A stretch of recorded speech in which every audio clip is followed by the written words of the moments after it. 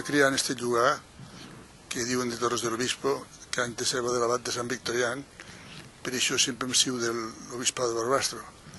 Y vaig passar aquí tota la guerra en el momento que vaig ver a la luz de la razón.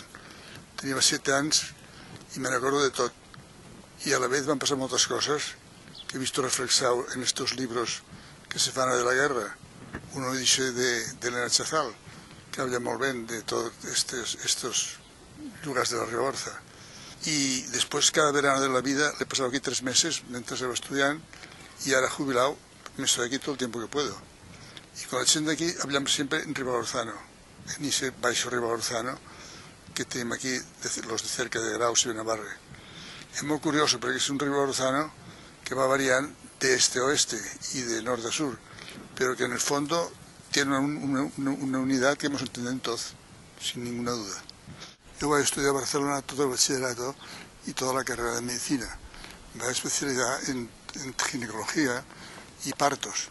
Y tengo la satisfacción de decir que muchas dones d'estos lugares venien a Barcelona a que les assistisse, perquè teníem confiança. Y allí en Barcelona hablaban ribagorzano pues, a los dispensarios. Y me acuerdo una vez que al seguro de enfermedad me había tanta gente de Torres que va a llegar yo y va a decir, los que no sigan de Torres ya pueden marchar.